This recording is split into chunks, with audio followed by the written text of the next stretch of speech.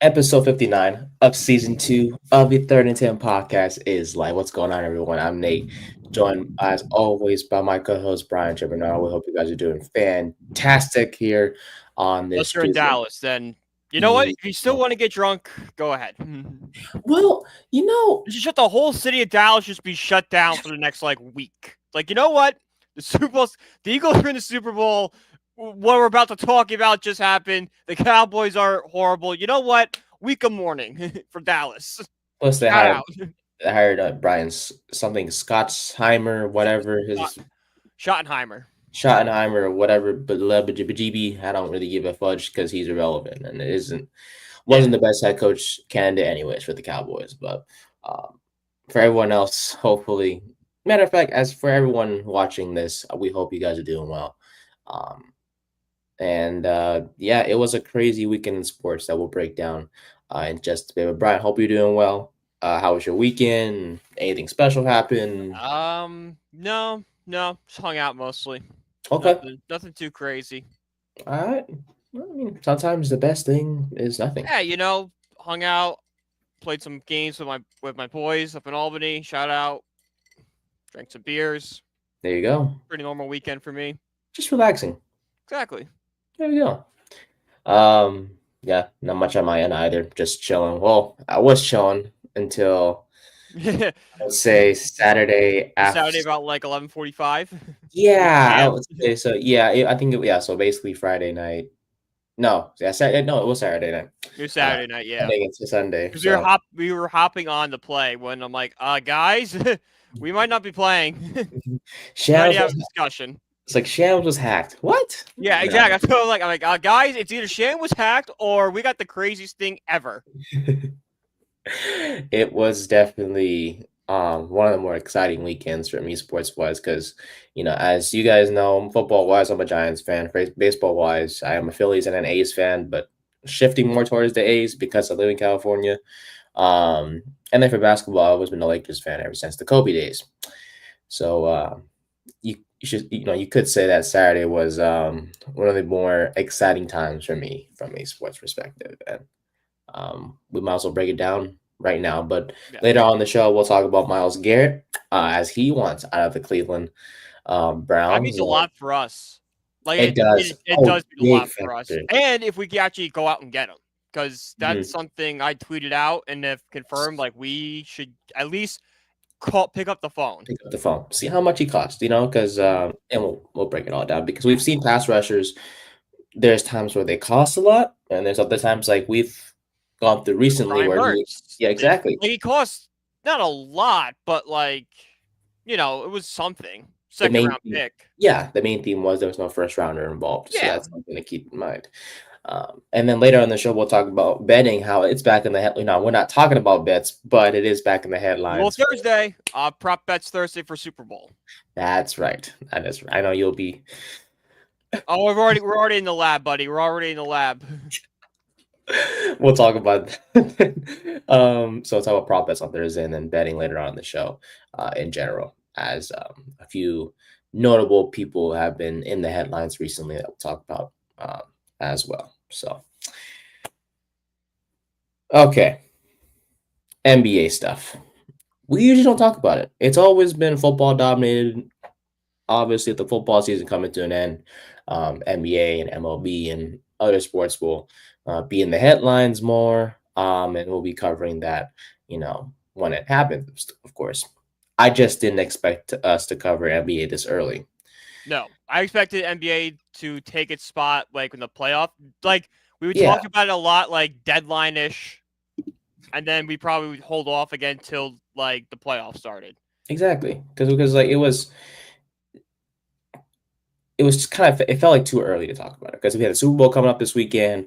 I expected us to maybe kind of preview it a little bit, kind of Yeah. talk about how the Chiefs and Eagles how they got here, Mhm. all the things. But Super Bowl should dominate this week with no matter what sport, unless you have a sports specific show. Super Bowl yeah, should dominate the week. exactly.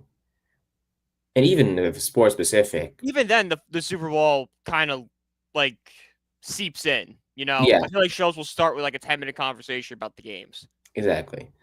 And then Saturday night happened, and it was just like, what the fudge? Yeah. NBA finally like struck back. Right, so NBA would kind Like, of you're gonna steal Christmas? Watch this. the NBA saw how leadership was going down. It feels like, and I was like, all right, Mhm. bet, hold my beer, I got this. But that's what the NBA did with what happened on Saturday night. So here's the thing: we'll keep it simple to start. Luka Doncic has been traded to the Los Angeles Lakers, or was traded on Saturday to the Lakers. The full deal is as stands. Doncic, Maxi Kleber, Markieff Morris to the Lakers in exchange for Anthony Davis, Max Christie, and a 2029 first round pick to the Mavericks. The Utah Jazz were also involved. Jalen Hood-Schifino, Clippers 2025 second round pick, and a Dallas second round pick goes to Utah. Utah helped make the deal work, and here we are. Before I get into it, because there's a lot that we will Mhm. discuss in terms of There's a this lot to trade. talk about here. A Yeah, lot. and it's not just the trade; it's how it went down It's and what everything it means. surrounding the trade. Because it's Exactly. weird. It's It like is from an weird. outsider's perspective, like I'm sure like as a Laker fan, you're excited for Luka and all that stuff. You're not like Yeah. looking at like the big picture. Yes. We're missing a key piece of information somewhere. Because Exactly. why did the Mavs only talk to the Lakers? Why did the Jazz have no idea that Luka Doncic was involved in that deal?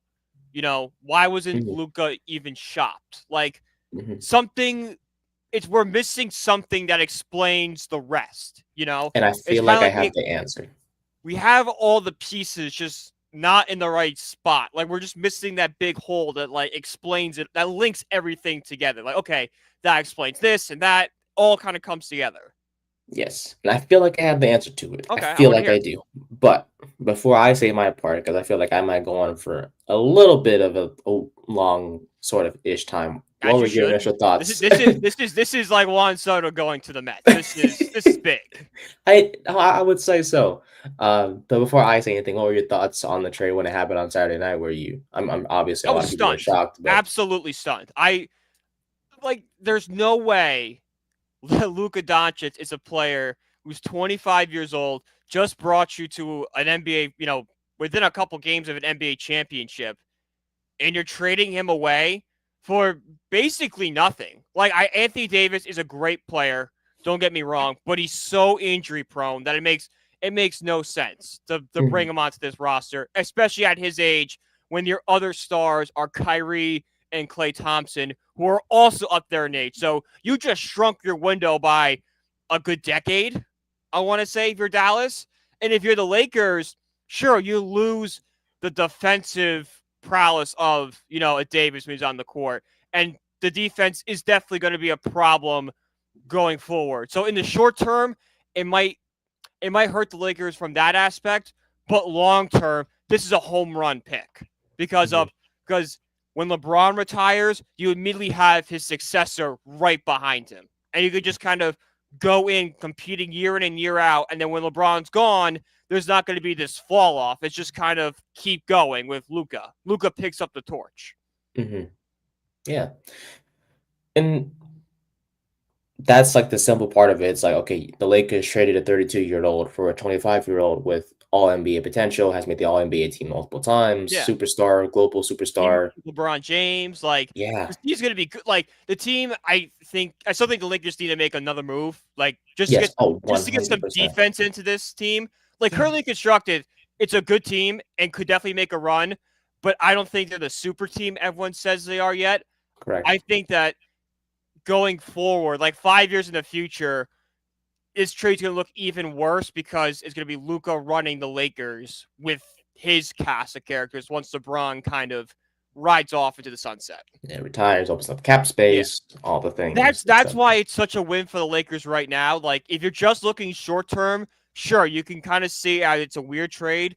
But if you're Mhm, looking 5 years down the line, like there's no benefit for the Mavericks here. It's only Lakers positives. mhm.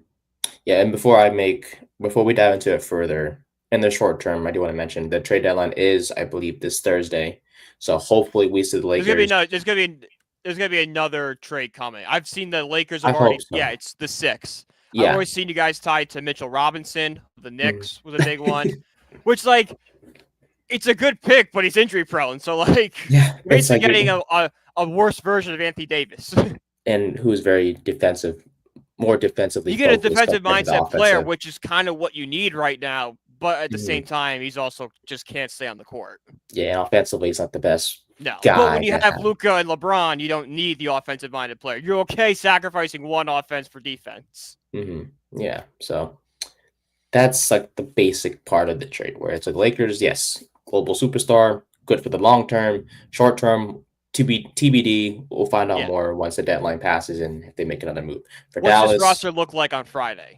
We'll correct. know what this thing is. Which they have to make another move if they're going for a title this year. Oh, 100%. Of course. Yeah, even right now, I'm happy that we got Luka, but there's still a lot more work to be done. Mm-hmm. Just one trade away, I feel like, Yeah. from It's me not feeling like confident. the Warriors bringing in Durant in 2018. I know that was like a free agent signing, Mhm. but like that was like, okay, this is the missing piece for their super team. Where Yeah, it's like this trade is like, oh, this makes them a really good team, but they still need there's still work to be done. They can't just, run the table currently constructed. They're gonna run into a team that's gonna figure out a way to beat them. yeah. And then as for Dallas, to me, that was a win now move. Even though it sounds crazy to say that because it's not. It's a win now move, but like you shoot Yeah, yourself in the foot bad, and you can really make the argument they still got worse. yeah. I mean, they're defensively focused now. Um, Great. That's their identity with 80, and 80 gets to play the four. Gafford gets to play the five. All those things, but in the But how long good term, do you think this Mavericks team's making a run to the final because of this move? Absolutely not. I, you could argue They that would have to catch lightning in a bottle. Like everyone's got to stay healthy. Everyone's got yes, to play to potential. of There's just course. so many factors where like if you had Luka, as long as Luka's on the court, there's a finals chance. Mhm. Whereas like right now, I feel like it's more of okay, everyone's got to stay on the court and then play up to where they can. Yes, and it's like, will Irving and Davis have that 1-2 connection that Dallas fans are hoping that that they have to hope for now because their Mm-hmm. freaking star is gone. They have to hope that Irving and Davis can have that connection, and they've had familiarity with each other before, obviously, but um, we'll see what happens It's with no that. And guarantees. can Clay show up in the play? I mean, he showed up before, but now he's gone up there in age. He's not the same guy He doesn't anymore. have Curry with him anymore. Like Exactly. PJ Washington, can he repeat what he did last year in the postseason at times? And then Daniel Gafford and all the things. So it's it, a lot of people could argue that this trade should have been made for both sides. yeah, you could make that argument. Like if you're the Lakers, you have to make this trade because you're getting a generational superstar at Mhm. 25 years old. Sure, Yeah. you might sacrifice a little bit in terms of defense, but you can find defense and you're set up for 15 years. Yeah. Like once LeBron leaves, you're not going to have the Cavalier style fall off. You just transition right to Luka Doncic. Hmm. Whereas like Dallas, there is no world where this makes any sense. Hmm. And see, usually at this point we're done talking about the trade, but there's so much more There's to so it. much. Yeah, we're just scratching the surface. We're We're just just talking about scratching the the NBA surface. stuff. We haven't Exactly. gone to like the ownership, all the Yes. weird stuff going on. What Hmm. my the biggest thing that's the weirdest thing for me is the Jazz aspect. How Yeah. did the Jazz not know Luka Doncic was going? Like I was texting my buddy who's a diehard Laker fan too, and we were just chatting back and forth about it, and he goes, how did he just so willingly say yes? Like, why didn't the Jazz owner at least question what was going on? Like, because, like, from all intents and purposes, it just kind of seems like the Jazz were called up, like, hey, we need you to do this. And they just said, sure. Like, why didn't it be like, okay, why are you doing this? Like, what are we getting ourselves involved in here? And see, I'm That's just smiling. weird. I'm smiling because I'm super excited because I literally last night after I got off work did some research and I found literally I think the answers to your question. I I And for I everyone have an out there, idea. Does it involve Dallas's ownership? it honestly, dude, there's just so much involved. All right. So you know what? I'll shut up. I'm gonna let you explain it, No, and then I'll react from there. Because I could go all yes, day with just asking these questions, like the Brian yeah, Windhorst fingers. Like, What's going on in Really Dallas? go. What is going on? I could do that all day with this. So just a warning, you can interrupt me at any time, All and right. we'll obviously go from there. Okay, so Mhm. this is gonna be so much fun. I'm so happy. So basically, the trade obviously happened Saturday night, Yeah. but this all started back on January 7th of this year. So Nico Harrison, the Dallas GM, met with Rob Pelinka, the Lakers GM, in Dallas at a hotel lobby. It's like a coffee shop in the hotel. It was a mile away from the American Airlines Center where the Mavericks play. So they, you would think it was a casual conversation, but actually, it was just the beginning of what we had to witness on Saturday. So 1 month after that meeting happened between the two, the trade happened, as we discussed earlier. Doncic to the Lakers, Doncic to the Lakers, Davis to the Mavericks. Utah was also involved. Here's the thing, as Brian mentioned, no one knew this was going on. Davis didn't know. LeBron didn't know. Doncic didn't know. His agent didn't know. Jason Kidd, the Mavs coach, didn't know. The Jazz GM Danny Ainge didn't know. It it was all done in the shadows. When I first thought of this, I was like, oh, when we first found out about this, when I was looking it up, I was like, damn. So basically, Harrison and Palinka were like the Teenage Mutant Ninja Turtles, right? They always operate in the shadows The type better. thing. Yeah, They're discussing in the sewer with a pizza. exactly. Talking about a Luka trade. It's like let's have a pepperoni pizza and talk about It's got a trading away a pepperoni pizza and talk superstar. about a trade that will blow everybody's mind. So here's the thing. Um, so with Doncic and the agent not involved, right? Usually the player is talked to, in the process, or especially for the Lakers part, you have, They're at least made you know, aware. Like, yeah. hey, there's a conversation going on. You might be going to such and such. hmm It's like if this big of a trade was gonna happen, you're supposed to at least talk to your star player, like for the Lakers, right? It's like if this is gonna happen, you would talk to LeBron at least. They really didn't do that. So here's They the like, thing. but I feel like if it's for like a player like Luka, like I don't care what LeBron feels, we're getting Luka. Yeah. So Like, you do whatever. I mean, Luka, yeah, you do whatever. Like, okay, LeBron, figure it out. Like, it's yeah. Luka Doncic. It's a top 3 player in the NBA. What do you want me to do? They asked for Anthony Davis. They didn't want anything. It's like we're gonna do whatever it takes. Whatever it takes. All right, Anthony Davis is nothing. So not talking to Doncic and his agent is kind of interesting to hear That's the because weird part. Yeah. for the Lakers, it's like they didn't not being able to talk to him or not talking to him at all. They didn't know whether he was committed to signing an extension for to stay in LA in 2026, which also leads to the fact that they should have been forced to kind of give up a second first round pick for Doncic. After all, this is a 25-year-old superstar who is beloved to the point where even fans are protesting. Did you see the coffin? I did. I love that. I That love was those guys. that was hilarious. But Plinka and Harrison didn't care. I mean, there was just this trust between these two guys, and they had to keep it quiet. Nothing could leak, and this would have affected both sides if this leaked out. Because for Dallas, right, they would face, obviously they're facing backlash right now, but they would face so much more backlash. This opened up the ability for Doncic and his agent to kind of get leverage, like, hey, we don't want to go to Lakers or blah blah blah, or we don't want to go get traded or whatever the case may be. And obviously the fans would go freaking more ballistic and whatever. And for the Lakers, they know what happened in 2011 when Chris Paul and that trade got vetoed because they couldn't keep their mouths shut, and everyone knew about this. And David Stern said, "Nah, we're going to veto this trade." They had to keep quiet. The Lakers did.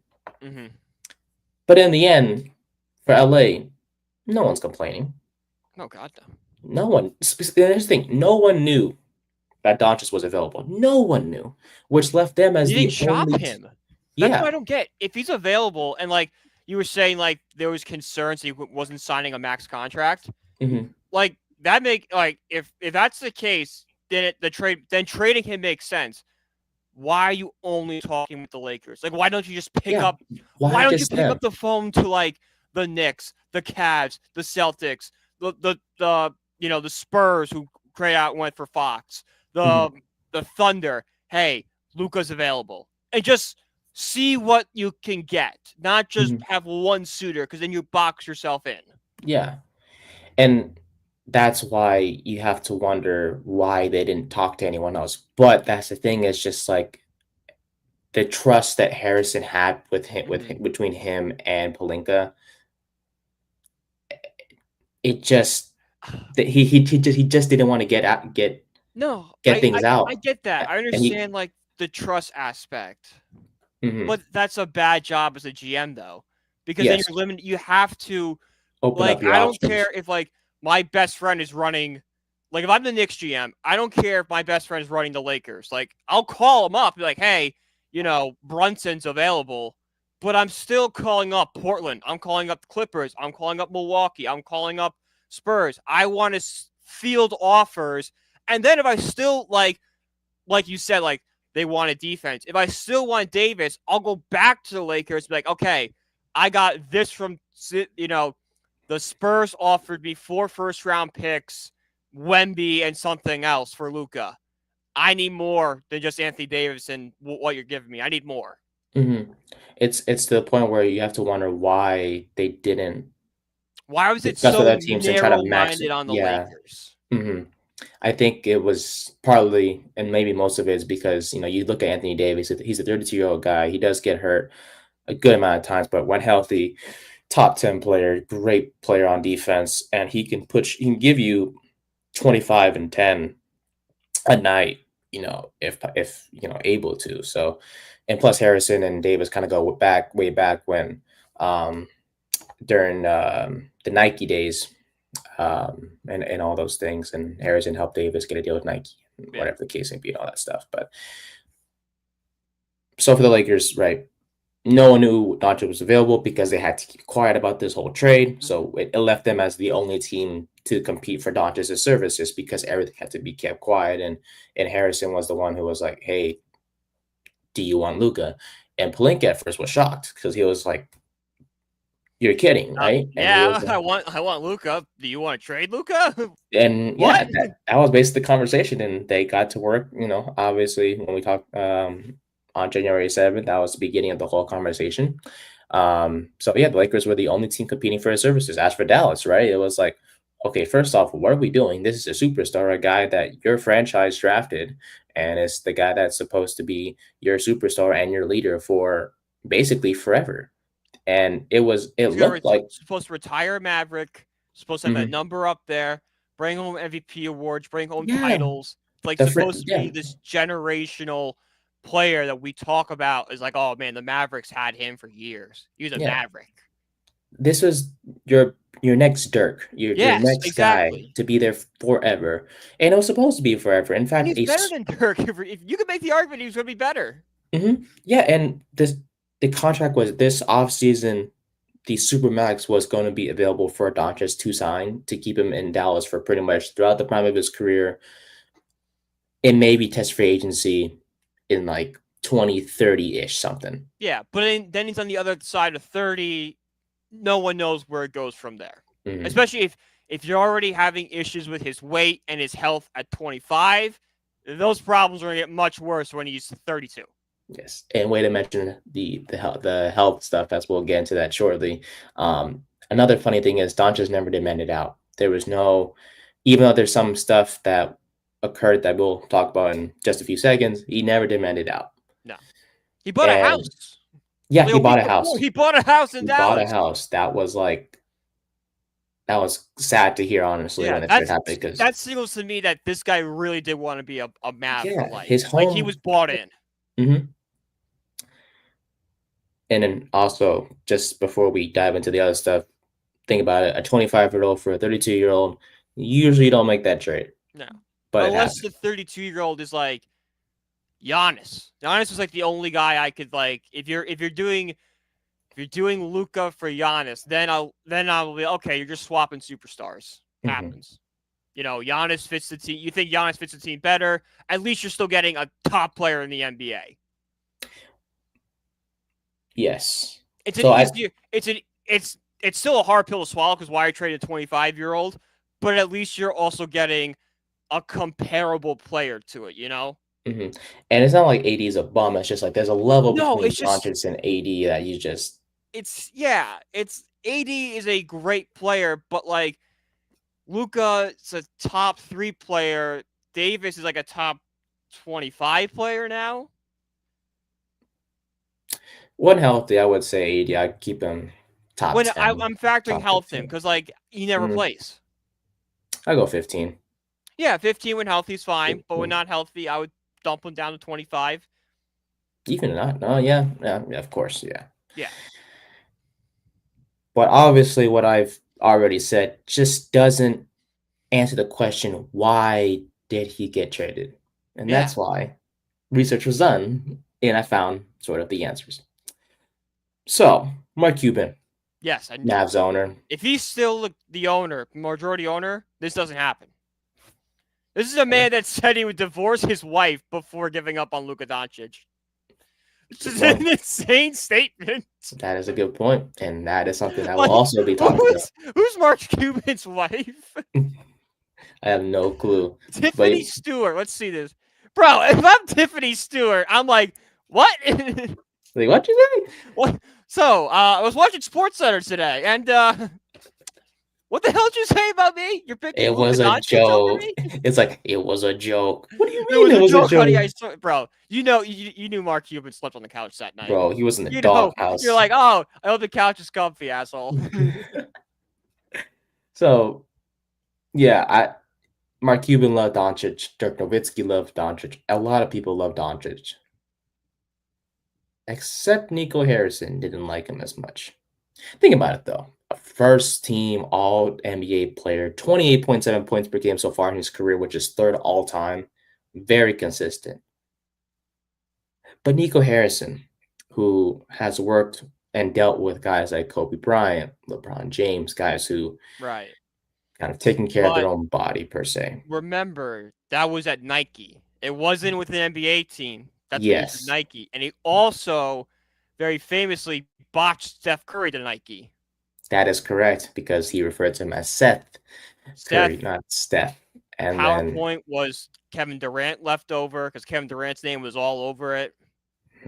it was a big man. He was not prepared, which He led Curry missed. to go to He Under missed big Armour. time. Yeah, and so Curry went to Under Armour, and that was pretty good. So it worked out for him. I Let's would just say say that. there's a chance it saved Under Armour. Because I remember It did. Of course, yeah. before Steph Imagine. Curry, Under Armour was huge. Like when we were in 4th and 5th grade, Mhm. every boy was wearing an Under Armour sweatshirt. And then we got to middle school and like 6th grade, it kind of died out. And then when Steph started getting good, which like around when I was in 7th grade, 8th grade, I started seeing the Under Armour hoods come back. Yeah. The shoes were becoming popular when Curry signed with them. Sort of recently-ish. He's still continuing to release great, shoes and clothes and all the things, and other athletes have joined him as well.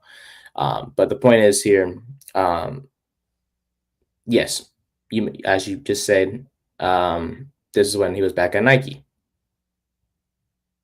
But he looked at what he did with those two players and then looked at Doncic and was like, don't like what's going on here. Because Doncic, he didn't treat his body as well as a Bryant or LeBron did. Mm-hmm. And the Mavericks themselves were frustrated at times too, where it was like, come on, but you got to take care of your body. But he still averaged 33.9 points per He game, just took 9.2 it to the rebounds, championship. 9.8, led the team to the finals last year, but they still weren't having it. In 2023, August of 2023 to be exact, the team fired a few notable pieces. Mm-hmm. Casey Smith, the former director of player health and performance. He was hired by Jalen Brunson's New York Knicks as of recently. And he was pissed off about Brunson leaving too. Yes, that is correct. After last season, the Mavs fired their strength coach and their manual therapist, Jeremy Hogsboggle and Casey Spangler, respectively. And all three of those guys were with the team before Doncic was drafted, and they kind of developed strong relationships with them. And when those three got fired, and a team source told the media that Doncic said, "quote, they get rid of everybody I like." So that's one factor that plays into this. Over the previous 6 seasons, I should say, Doncic has played an average of 67 games. This season, he's already sat out 27 of them, including the past 6 weeks, since he's been dealing with a strained left calf for the fourth time in the past 3 years. He's been gaining weight since he's been out, which has frustrated team officials to say the least. The primary reasoning actually in November, late November of 2024, he was out for 11 days.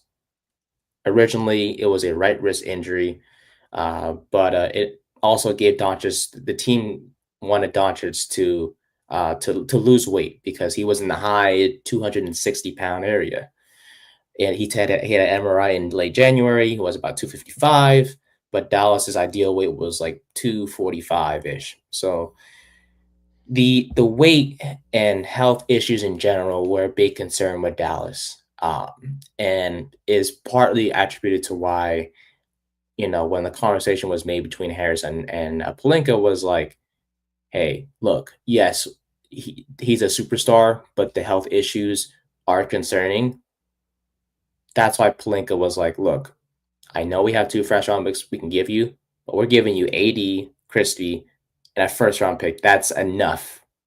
So basically, he convinced Nico Harrison, hey, the health issues, like, we won't hear Pelinka say that out loud. The press conference is today, by the way. It's going on as we speak with the Lakers introducing Luka Doncic today, but I digress. He won't say that out loud, but from what I looked into, Pelinka was able to convince Harrison, hey, sure, we can give you a lot more, but there's a health issues that we need to consider here. I shouldn't be giving away 2 first-round picks. I'll give you one of them, and I'll give you Anthony Davis, but that's because of his health issues. That's all I'm giving up. And obviously, in the end, Harrison agreed. Sure.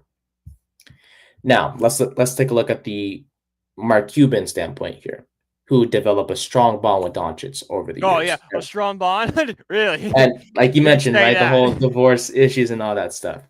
So you would think, like, okay, so why did he give him up? That's the thing.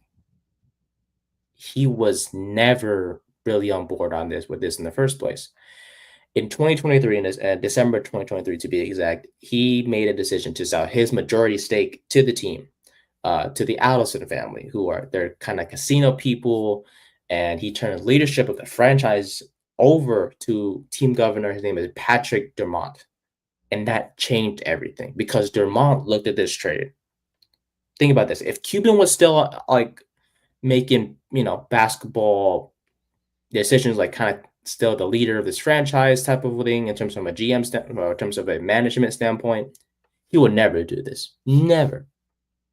But Dumont kind of saw this from a financial standpoint and was like, we got to do it because trading Doncic preserves their financial flexibility for the future. And he had this trust in Harrison with this new defensive identity that he wanted to have for the Mavericks to have, because you bring AD when healthy on the defensive side of the ball, shut down. Plus, Davis did mention in an interview not too long ago that he wants to play the 4 because he's dominant when he's at the 4, which is evident in 2020 with the Lakers when they won the championship with bubble. At the 5, you had JaVale McGee, Dwight Howard, and then Davis was freely able to play the 4. Not to say he didn't play the 5 at times, but his primary position was power forward, allowing McGee and Howard to play center and have that dominant play in the paint on offense and defense. That's what Harrison wants with the Mavs. You put Davis at the 4. You have Gafford at the 5. Derek Lively, who's also a young star, not star, but young, great player at center. That's their new defensive identity. And you have Irving, Thompson, and Washington at the 1, 2, and 3, respectively. So that's what Dallas wants to have now. Plus, as mentioned earlier, Doncic was going to be able to sign a 5-year, $345 million extension that was on the table for him this summer. This trade obviously removes that from the equation. Even for the Lakers, he cannot sign that extension with LA despite the trade. So that's the Cuban standpoint. As for the Lakers, and also the Utah Jazz, because Brian has asked earlier, how come the Jazz did not know about this? Shouldn't they have kind of stopped this from happening and maybe pull themselves out of making this or helping making this happen? They should have, but they realized too late because they had to put some work in themselves, obviously, under the covers. Dallas wasn't, we mentioned earlier how both sides had to be quiet and everything. Dallas had to make moves kind of quietly without letting Doncic or his agent know or whatever the case may be. And even Jason Kidd didn't know about this as well. The Lakers, they had to kind of be quiet too and kind of be, how do I say this? They had to be kind of sneaky, like a snake of sorts. So they recruited the Jazz as a facilitator or a contributor in this trade. And they told the Jazz, hey, we're going to trade you Jalen Hood-Schifino and 2 second-round picks. That's all they told him. That's all they knew. But the Jazz need to open up some roster spots, kind of make this trade happen to get Hood-Schifino and all the things. So the Jazz was like, okay, bet. We need to complete this trade with the Clippers, because before the whole Doncic trade on Saturday, there was also a smaller trade between the Clippers and the Jazz, where the Clippers they traded Drew Eubanks and Patty Mills to the Clippers and all that stuff. So they completed the trade, and the Lakers are like, hey, let's get this done as soon as possible, so that way Max Christie, who was also involved in this Anthony Davis trade, didn't have to fly back with the team on Sunday morning back to LA and learn about the trade and all those things. So the Jazz was like, I bet. Let's get this done with the Clippers. Boom. Done. Okay. Let's see what's happening. Then they realized, I'm sorry, what happened? And they were like, oh. And after that trade with Patty Mills, with the whole Clippers trade, all they could do was just like swallow it up, pause. They just had to digest everything that just happened. And even though I'm sure they felt, betrayed and in a way and kind of used as bait, but all they could do is just digest everything and be like, we can't do anything else. We just have to go through with it. And from Utah's point of view, you would think that they should have been more aware of everything. Because really, Jalen Hood-Schifino and 2 second-round picks, not the best trade to make for your team, because Hood-Schifino is a very young guy who's very raw and just not, I guess, NBA ready to kind of contribute at a high level. But I guess Utah just saw what they could get and be like, sure, we'll take him. Little did they know that they were a piece in the biggest, one of the not the biggest trade in NBA history for a superstar that no one could bid for except the Lakers. And there were reports that any Ainge, if he could go back in time, he would obviously take himself out and the Jazz out of the race or out of the equation. Sure, the Lakers had backup plans if the Jazz, didn't want to go through with it. But then again, all the Jazz knew, but as they were getting 1 player and 2 second-round picks. Mm-hmm. That's all they knew. Once they realized that Dodgers were going to the Lakers and they helped them do that, it was too late. So, questions are made from both sides. Yeah. For the Lakers. And I think you're leaving out one conspiracy detail of this whole thing involving the new owners. Have you heard this yet? So you mentioned it before. Mm-hmm. You're right. The new Mavericks owners got all their money from casinos and stuff. Correct. And Mark Cuban has said that these people I'm giving the team to are not basketball people. They are casino people. Yes. They are making a major push, and you can see it. It's all on records. They donate a lot of money to Texas Sand, which is a super PAC group trying to push Texas legislation to legalize casino gambling in Texas. Once that's done, they want to build a casino sports entertainment complex with American Airlines Center as the center of it all, and then build the casinos, the bars, the restaurants, the hotels around it. Kind of like Patriots Place, the Braves have it, that like complex area where it's like the sporting arena is like what you go to, but after the game you can go have fun. That's what they want to build. So, does ownership pressure Nico to trade Luka for two reasons? One, they move him to LA. LA, a lot of people in LA, when there's a lot of money, they like to go and spend it in Vegas. If Luka's making money for the Lakers, which he obviously will, being a superstar, more jobs are created, more money's indeed created, more people are likely to make that trip out to Las Vegas and gamble in their casinos. Also, it puts pressure on the Texas legislature because with a good team, it's hard to move them. You can't really move a good team out. But with, the Mavericks moving on from Luka and this small window, if this window ends in 3 years and they're trying to push Texas to legalize casino gambling and build a complex and they're struggling teams with lower attendance numbers, they could parlay that to we're not financially sustainable here and try to move the team to Las Vegas. That's been the conspiracy I've heard about this, which I don't know how true I it love is, it. but like it does make sense when you It do does put make it that sense. way. There's a lot of moving pieces. You kind of force Texas either legalize or we're going to Vegas because this family did the same thing with the Raiders. They're a big reason the Raiders are in Vegas right now. And the things you mentioned it's very less focused on the trade and more it's like from a financial and just whole Yeah, different standpoint that is just super interesting. it I did is. not know that. But once you look at it, you're like, no, I It saw this makes like a sense. YouTube video kind of put it all together. I'm like, this makes sense. Like again, I don't know. We'll never know that Yes, aspect, but correct. it would make a lot of sense if there was a lot of pressure from the ownership to get to move Luka, so they could kind of parlay that into getting what they want because Mhm. they don't care about basketball like Mark It's Cuban did. money. It's just It's money. money for them, and the way they generate money is through casinos, and they've been wanting to put casinos in Texas forever. Why do you think they poured millions into Texas sand? And you can look it up. You could see the donor list. I forgot her name. The daughter, Miriam Alderson. She Mhm, paid millions to this super PAC, which mhm, just swarmed Texas with lobbyists pushing for casino gambling being legal.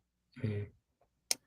Yeah, and then as mentioned earlier, from the basketball, point of view, it's like they want to preserve financial flexibility for this team for the future. So it's like whether it's the whole Vegas casino stuff or just the whole financial or just the cap space in general, their focus is clear when it comes to money for Yeah. the new owners. So what you just told us, definitely surprising and definitely a bit of a conspiracy. But hey, at the end of the day, if in the future we hear some sort of Mavericks to Vegas, even though it's crazy to say as we speak, You're going to come back to this. you come back to this, and it's like, hey, no one. Let's face it, no one believed that Doncic was going to be traded. Never in a million freaking years. Here we are. So never say never. Let's just say that. So But like it's just like the reason why I give it so much credibility is because it's such a yeah. weird trade that like if there was this underlying factor, it's like, okay, now it makes sense. There's the missing piece. This is some Mhm, ownership trying to get what they want, not basketball people, only care about finances. Makes sense. mhm. Doesn't make the trade not bad. It just explains why it happened. Yeah, it plays a role to Yeah. say the least. Mm-hmm. So for the Lakers, will this move help them in the short term and the long term? Short term, we'll see. We'll Yeah. visit this when the deadline passes on Thursday. In the long term, by far, Yeah. LeBron James. What does this mean for him? He can decline his $52.6 million player option after the season, Why? but there's been talks that he may even extend himself. the reason why there were talks about him declining is because he just lost his best friend, someone who he recruited heavily to join him in 2019, and it happened. Mm-hmm. But obviously, him learning about the trade after a dinner or during dinner after a game, again, losing his Getting best killed friend, by and Knicks. yeah, Yeah, triple double that game. he did. I'm sorry about that, but he did. Ah, it happens. But um, yeah, when you're not informed about anything really, and learning about the trade at dinner, not the best way to hear about something, especially losing arguably your best teammate of all time in your career in Anthony Davis, who you won a chip with in 2020, and he wasn't really the problem. AD was. No. But there has been numerous times where LeBron has talked about Luka Doncic and how much he loves it, his play. And Doncic is the way he plays is like, we talk about the weight issues and everything, and the fact that he's able to put up 33, 9 and 9, and almost a triple double a night, despite being at 240, 250, 260, whatever the And I case think may it's like be. 270. It's like at Yeah, 270 right now. it's up there, but it's like, it's unbelievable what he can do, even Mm-hmm. at his weight. So there's But that been. makes like we bring up the weight concern, and like that's kind of like Mhm. been like the Mavericks like official stance has kind of been like afraid of that, and like his injury history. Then why did you get Anthony Davis? That's Yeah, what I'm not. because That's what Davis is I'm not also getting. a guy that You got is, an older, injury-prone player. older, injury prone, but it's mostly just because of his ability when healthy, because he was Right. healthy Yeah. for most of the season before recently. I think he should be okay to go maybe this week, because he was gonna be out for a week when he originally got hurt over a week and a half ago. Um, So he should. I think he's good, but we'll see. I'll look into it later. But um, for LeBron, there has been talks that this trade might even extend his career, and he'll sign an extension and Oh yeah. continue to work with Doncic for the next few years and everything. And this isn't really the end for LeBron, which would be pretty nice, because I personally don't want to see LeBron leave just quite No. yet. And like Now, the Luka trade kind of allows LeBron, and like I don't think LeBron ever will, but like he can now take a step back if he wants to. He no longer correct, has to be the guy. He can just kind of be correct. like, okay, this is Luka's team. I'm still a very big part of it, but I'm willing to step back, let him run the show while like my talents kind of slowly dwindle. Yeah, it allows him to just he. He's not dragging teams to the finals like he was in Cleveland anymore. He Mm. has a supporting character at his same level. Luka's able to take over more compared to, in my opinion, to what AD was able Yeah. to do when he was Mm-hmm. taking over as a primary guy. Because even with the past couple seasons, yes, LeBron has put up outstanding performances at times, but it was always AD when healthy, when both were on the court. The AD was the primary guy, and LeBron was just kind of being able to take a step back. Now he can really take a step back because Luka, he's a ball dominant guy. And before anyone's like, oh my God, well, two guys dominating the ball together. Look, LeBron has played off the ball quite well the past couple of years, and this year has been playing really well with Austin Reeves before this trade, serving as a primary ball handler for this team. You bring in Luka now. Reeves can kind of go back to being a shooting guard slash, secondary point guard at times when needed to, when Luka needs a break. And then James can also, like I said, not have to take the ball up as much as he is used to doing in years past. So as of right now, there is a big hole at the center position and whatnot. So the Lakers will hopefully pursue and get one before the deadline. We'll see it They and what have to. happens there. They If you have want to to. win a title this year, you have to get a center. I have to go get a Yes, defensive-minded center. yes. So we'll see what happens on Thursday before the deadline on Thursday. Maybe we'll see something happen today, tomorrow, or whatever the case may be. I think we're going to see rumors, at least. I think Yes, something. We've already seen with, like, Mitchell Mitchell Robinson, Robinson. which I don't see it happening. I Hmm. don't. I'm looking possibly at a Robert Williams type of player Yeah. for the Lakers. He's a, you know, he's a young defensive guy. I like him. So we'll see what happens. That they have Maxi Kleber on the roster, but he's more of a 3-point, not a really good defensive player to acquire, but he can shoot the rock. So that's another offensive piece to have on the Yeah. Lakers. But Like as a bettor, I love this because I'm just be hammering Laker over. overs all the time because it's just gonna go over by 1,000. But just from like a competitive standpoint, yeah, all these basketball players are great, but are we gonna have to outscore teams like 140 to 130 a night? Like You that's don't really not want that. sustainable. Definitely not. So hopefully the Lakers get a defensive big man. We'll see what happens in the next few days. Now, as for the Mavericks, look, it's this the outrage has died down a lot. Will they regret this trade? Yes. Despite the fact that they brought in AD and whatever the case may be, they Yes. probably will. When Luka's Because running a dynasty in 5 years with the Lakers and it's just like his show, they they'll will. regret this. Like, man, this could be happening in here. As Nico Harrison said in the press conference, the future is 3 to 4 years, not 10 years. But no, that doesn't make sense. By then, and he was like, by then, either we'll be buried or we'll bury ourselves. So, in conclusion, this was arguably the biggest trade in NBA history. Yeah.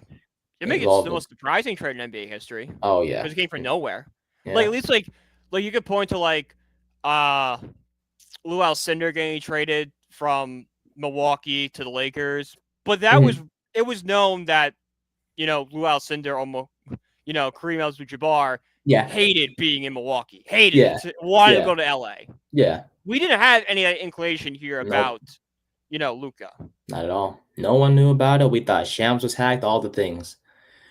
But this trade just changed everything in the sports landscape. Whether it's NFL, MLB, in my opinion, I'm saying this, NFL, MLB, anything can truly happen. You're trying to make comparisons. There's no comparison to this. Like, you could try. Thing, you trade, like, Joe Burrow for, like, Matt Stafford. I would kind of. It's not a great comparison, but it's there. I could say maybe Travis Kelce for Josh Allen to where it's like, okay, even though, to something like that. That's a good one. Juan Soto for, like, Bryce Harper. Yeah. I'm Machado. Manny Machado-esque. Not Tatis is too young. I would say Otani. Not Otani. No, I don't think that's a really good. Otani's Otani's bigger. Yeah. Trying to think. Yeah, it's Juan Soto's the perfect like Luka comparison. The hard part is finding the Davis comparison. Maybe like I'm trying to think like an injury prone player. Mike Trout? Oh. Yeah, like an aging Mike Trout. Yeah, that's a good one. Yeah. But like I don't think Anthony Davis was the best player in basketball like Mike Trout was the best player in baseball at one point. Like early 2010s, Mike Trout is like Mickey Mantle-esque player. No offense to Davis, always been a great player, but he's never had that peak when he was being compared to like this guy's as good as like, Mickey Mantle. So yeah, this was quite a big trade. Yeah. I will say. And it's hard to find a winner between the two. Definitely not the Jazz, obviously. We'll know for 15 years, I think. I really don't think we'll know for 15 years who the winner of this trade was. Honestly, I would give it the next 5 years. We'll see what happens. Because honestly, if everything goes to plan, Doncic and James are going to be just something special, man. I'm so excited to see it. Now, this obviously doesn't mean I hated AD. I loved AD. I did.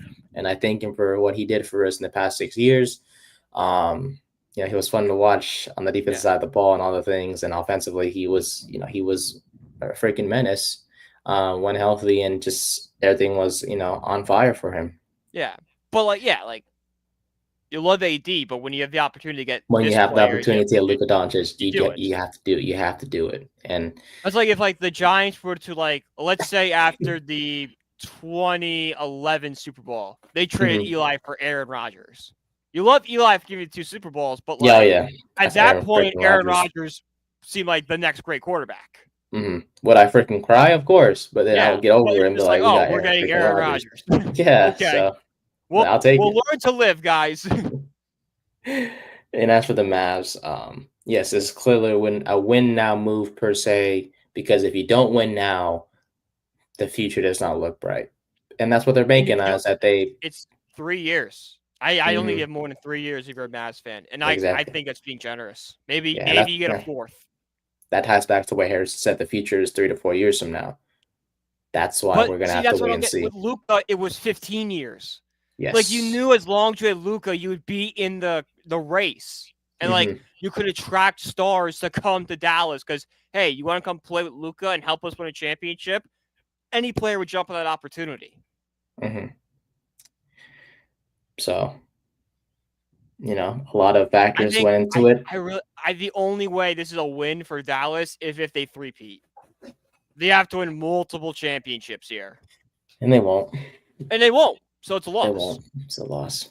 So we'll see what happens. We'll see if Harrison's confidence in himself is really pays off. But This is a yeah, move that what a crazy.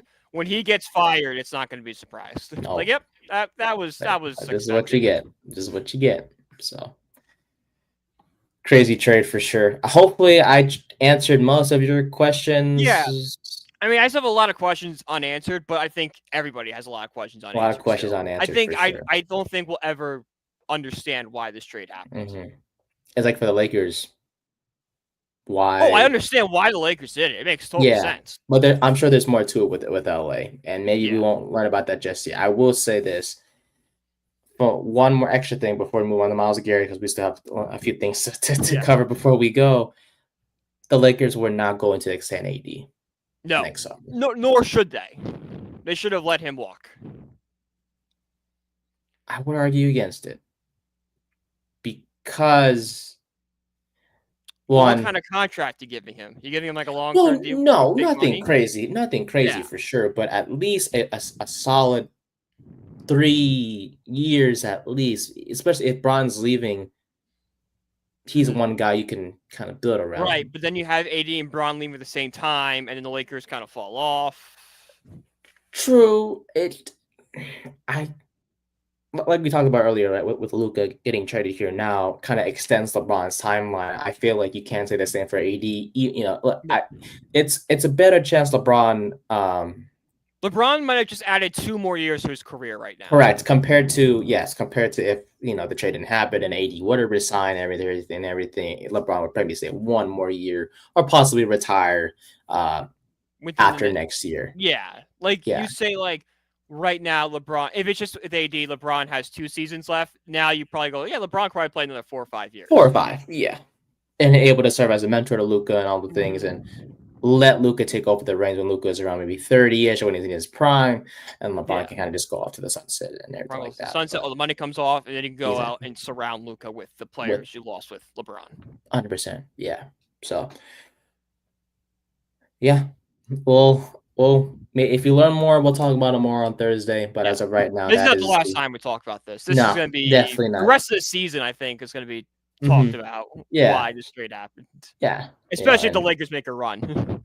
And when the Super Bowl ends, obviously NBA will be part of our conversations on a weekly basis. So we'll be excited to talk about that. But yeah, officially Luka Doncic, a Laker, Davis, a Maverick, and the Jazz look like freaking losers for being involved in the first. I was like, what happened? It's like, oh no. Other news. How do I get here?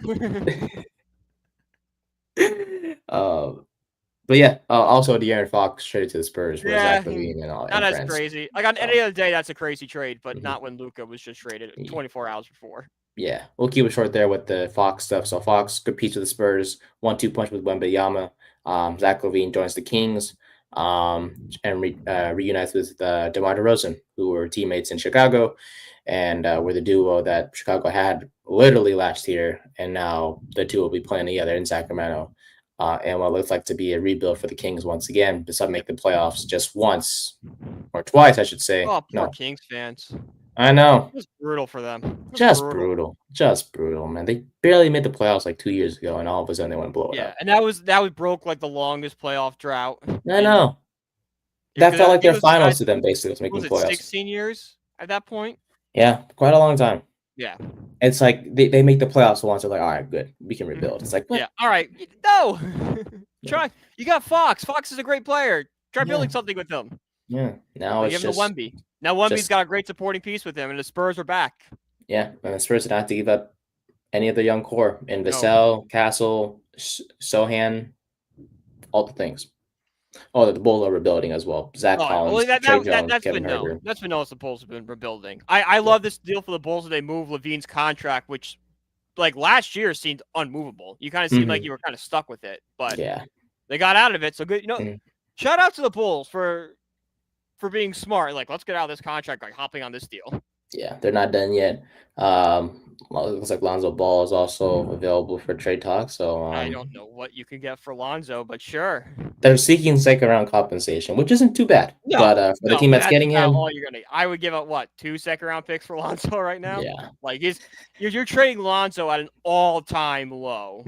yeah. But I hopefully, get it. It makes you're at this point when you're the Bulls, you're just trying to clear money. don't want to see Lonzo leave again. But wherever he goes, I go. From a Jersey perspective, I'm not going to be a fan of whatever team he's on. Right, Just yeah. rooting for him. Go Lakers always. Trying to think of where you could go. Like, what team would be interested in bringing in Lonzo? Charlotte That'd be cool. Go play with his brother. makes sense. That makes sense. Yeah. Mm, Is that it? I don't know. Charlotte just seems like the only. Charlotte just seems like the best spot for him. 2 days left. 2 days left, man. Yeah. He's barely getting healthy again. He's barely Well, I down think to the playing with 28 his minute. brother could motivate him more. Like, man, I'll go play with LaMelo. Yeah, as the sun is now glaring now. Yeah. Anyways, all right. Yeah, that's a 40-minute segment right there, boys and girls. 40 minutes. We went an hour. Sorry about that. Okay. All right. Second headline. Myles Garrett wants out. Let's kind of simplify it a little bit because I don't want to go on for too long. Yeah, no, we'll run it pretty quick here. Yeah. Yesterday, requested a trade from the Browns. Tired of being complacent. This is a guy that had 14 sacks for the fourth straight year this past season. Always wanted, though, and has publicly stated accolades are great, but I want, obviously, as any player would, team success with those accolades. With the Browns, hasn't really had that. Has been, what, one playoff appearance in his career? 2? Yes, 2. Maybe? Okay. Well, maybe 2. I definitely won, maybe 2. Yeah. So, thing is, it's not going to be as easy as they say because Andrew Berry has publicly stated we are not trading Garrett. But this request might kind of change some things. I think it did change it because I saw some reports that Cleveland is at least open to the idea of moving him for the right price. There we go. Well, there you go. But they want like at least a first. And that's not crazy to say because in history we've seen, God, no. Yeah, Khalil Mack in 2018 traded to the Bears for 2 first-round picks, a third and a 6th. Now, Cleveland might accept an offer similar to what the Giants had with the Panthers, where Brian Burns was traded for a 2nd, 5th, and 5th-round swaps. We'll see. So, question is, thoughts on the request, best fits for him, etc. I mean, I'm not surprised by it because I think this fully signals that Cleveland has to rebuild. I think we all kind of knew it when they got the 2nd overall pick, the opportunity to get a quarterback with Deshaun again tearing his Achilles. This whole franchise just has like a stink to it, and it has to just kind of get cut out. Now, is Myles Garrett the problem? I don't think so, but he's a very valuable piece that can jumpstart a rebuild. So I'm not surprised Myles Garrett wants out. I have to go with best fits. Man, I don't know off the top of my head. I was thinking, like, if you're the Giants, do you call the Browns and you go, hey, we picked up Kayvon Thibodeau's option. We'll package him and we'll throw in some picks. Thank you for mentioning that, by the way. Are you interested? You know, because that could be Kayvon for Garrett straight up. That'd be stupid. The Giants have to put in more compensation. But does a young, defensive end that can basically replace Garrett and you kind of, get some years back and he's a little cheaper if you want to sign him to a long-term deal because he has success. But if you put it all together, it can be successful. Does that maybe lower the price from, okay, we'll take Thibs and a couple of mid-round selections for Garrett? Now, I don't know how cap space will work and all that. I just know a defensive line of Myles Garrett, Dexter Lawrence, and Brian Burns is going to do some stuff. Fever dream. Like, that could be the best defensive line in the game. That could be a game changer where, like, the Giants might win next year if they can bring in Garrett and bring in a right quarterback, a couple, complementary pieces. They could be in a hunt for something with a very bright future. Okay. Thibodeau, the second. Yeah. A fourth. Done. Okay. If you're Cleveland, though, you're taking for it. the Giants, done. I don't know if Cleveland's going to want to do that. I don't know how much interest Cleveland has in Thibodeau. Would you take if you're Cleveland? Just from. I would definitely entertain it. I would definitely be like, that's a pretty good offer. So you want like a little bit more then? I would want more, yeah. Because Thibodeau is so unproven, like you have to. We're replacing Myles Garrett with Kayvon Thibodeau. Kayvon Thibodeau's good, but not Myles Garrett good. Thibodeau, a second this year, a second next year. If I'm Cleveland, I'll do that. Okay. Okay. Yeah, that's a lot. Throw in a third for next year. Call it. Yeah. And maybe a pick swap at some point. Yeah, maybe pick swap the thirds. Yeah, I could do that. Okay. Make it work. Yeah. I was looking at it. I think best fits a few. Lions. That's a great fit. Him and Hutchinson. Mm-hmm. Raiders. They're building something over there with Pete Carroll. I think the Lions have more interest in Cup, though. They want Cooper Cup. Yes. Another giant potential. You package him, you package Slayton and some draft picks. Well, from what Cooper Cup talked about, he was like, yeah, they're gonna work on getting traded to a team. I seriously doubt Cup is coming here. I'm just saying it's another guy you can pick. Like, I think Myles Garrett can actually be traded here. I think Cup is a much less likely. Yeah. So in his press conference just now, we'll probably talk about it more on Thursday, but headline just released, Luka saying, quote, "I don't know why the Mavs traded me to the Lakers." Saying, quote, "They made a decision. I don't know why, and it's taken the high road," regarding the comments from the Mavericks front office about the trade. That is according to ESPN's Dave McMenamin. We got more breaking news. Oh, well then. McDonald's has released a green grimace. Oh, you son of a... Oh my God, you son of a... I swear to God, that's some giant stuff that I just didn't miss. I didn't see till now. Wait a minute. Why? No, we have to do this. This is beautiful. Great. I see it. Look at that. Oh, Grimacy. Uncle O'Grimacy. The Mets have found their 2025 mascot. Grimacy. That's the World Series, you guys. We're going to the World Series. Okay, I'm sorry. I ain't gonna lie. That looks good. No, don't be. That looks good. I might try one question mark. Oh my God, I love Shamrock Shakes. Oh, that was like okay. So I had this before then. Sure, random, but I love it. I really do. It involves sports. It involves Grimace, Mets. Grimace, Mets. Grimace plus Mets equals success. There you go. Thank you for that. Oh yeah, that's beautiful. I gotta send it to some people. Yeah, so Myles Garrett. Lions are a good fit. Raiders are a good fit there with him and Max Crosby. Bengals are another team as well. Don't count out the Eagles as a dark horse. No, not really dark horse, but let's be honest. When the Eagles and the pass rusher are involved, they'll make it work. And the Chargers are another team as well. That could be an option for Myles Garrett. So we'll see what happens in that.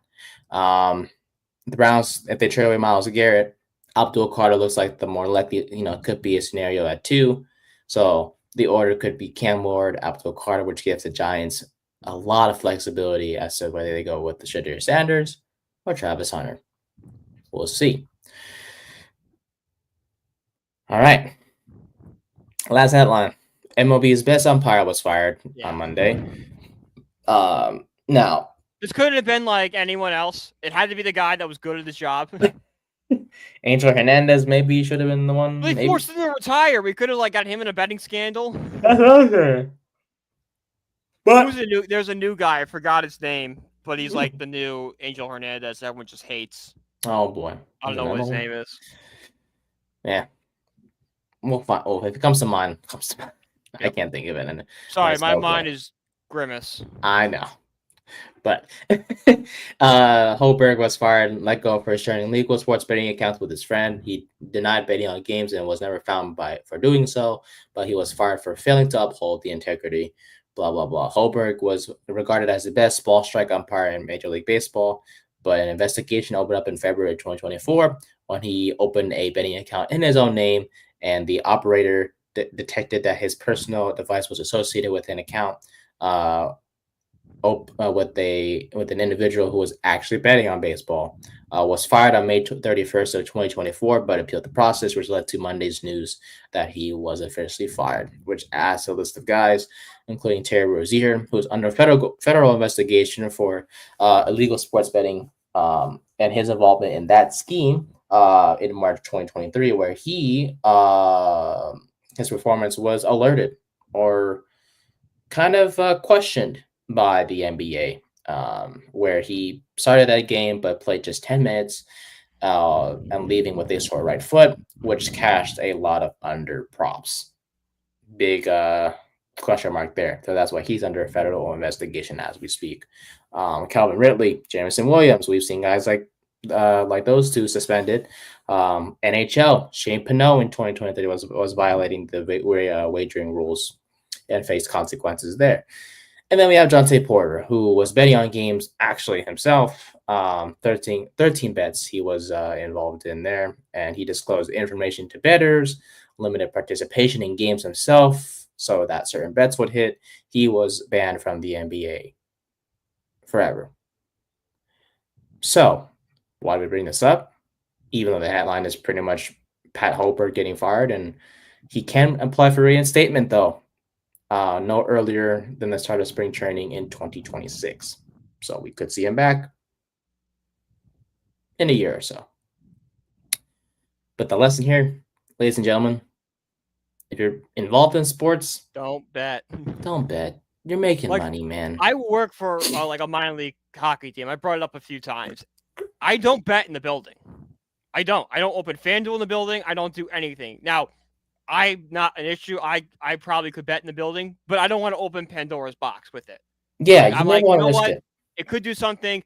It probably won't because we have a sports book connected to our building, so I'm probably okay. But you know what? I'm not doing it. I will get in my car. I will drive home, and when I get home, I will place the sports. You can do it. That's right. Exactly. Better to do it in your own home, than your workplace. Yeah. Don't want to risk getting in trouble. And if you're a football player, don't bet on football. Don't bet on baseball. Don't bet on hockey. It's the same thing as insider trading because you might have information. Now, granted, did these guys have information? We'll never know. But you could just know something that's not getting out there.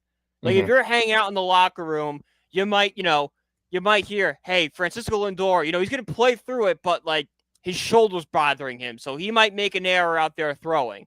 Well, if you know that, you're like, that could shift this game towards like, the Phillies' favor. So I'll throw some money on the Phillies. But like the Mets never announced Lindor's shoulders, banged up. So the public doesn't know about it. So you have information the public doesn't have. It's no different than a stock. Knowing a stock's going to tank. Just if you're an athlete or just a sports, just don't do it. Just don't do it, man. Yeah. You're going to get suspended or in trouble. Yeah. Like if you're a regular, normal, average citizen in the U.S. like us, sure. California can't bet anyways, so we're just stupid. Every state should legalize gambling. It's your decision. It's your money. Yeah, tell that to the governors or whatever. Governors are stupid people. You got that right. But Every governor are. Both sides. Both sides are stupid. It's not just a one-sided issue. Both sides are stupid. yeah. But yeah. Overall, don't get involved in betting. Yeah. Unless you want to get thrown out of the league. Damn right. Yeah. Was Pat Hoberg quietly quitting? Was this his version of quiet quitting? I'll just bet on baseball. Hey, he said he didn't do it. Said he didn't do it. But maybe we'll get Angel Hernandez fired next. Who knows? But no, he's good. He got forced to retire. Yes. Oh, God. You remember that? He was forced. I forgot. They were like, we're not firing you, but you have to leave. You gotta go. You're not good for baseball anymore. So you're firing me? No, we never said that. We ain't said it. You can't work for us anymore. So you're firing me? No, you're mishearing us. You just can't. You can't work. A soft retirement. A soft retirement. So you're firing me. No, you're misunderstanding. It's like, you're Angel, retiring. come on. I don't want to retire. Well, you do now. Oh, you're gonna have to. So, with that being said, that will do it for episode 59 of season 2. The Mets are winning the World Series because of Green Grimace. Oh my God. Uncle Grimacy will lead us. There you go, Uncle Grimacy. Oh my God, they're both gonna be on the field for you guys. It is. I can't wait. Oh my God. If Steve Cohen is any funny with them, Uncle Grimacy throws out the first pitch on opening day in 2025. The crowd would lose it. And Juan Soto hits a 3-run home run. Mets win 8-5. Okay, we have to go. I need to. I'm gonna get too excited. With that being said, that'll do it for today's episode. A lot of is dominated by NBA news, but no surprise there. Luka Doncic is now Los Angeles Laker. Can make his debut early as Saturday, most likely Monday, next Monday to say the least. So we'll see what happens there. So we'll talk a lot more about him and follow this more as the days go by. Next episode is projected to be on Thursday, so we'll talk more about this, all of this then, and we will give our final Super Bowl predictions on Thursday, and we'll shift back to more NFL stuff there as well. So you can follow us on social media at BrianPG1016. You can follow me on social media as well at Nathan_Nguyen24. And you can follow our podcast page at 310 Pod on Instagram, Instagram, Twitter, and TikTok, as well as our YouTube channel at 310 Podcast. And yeah, that'll do it. For Brian, I'm Nate. Thank you guys so much as always for watching and listening to us. We appreciate your support as always. Episode 60, season 2 coming out on Thursday. See you guys then.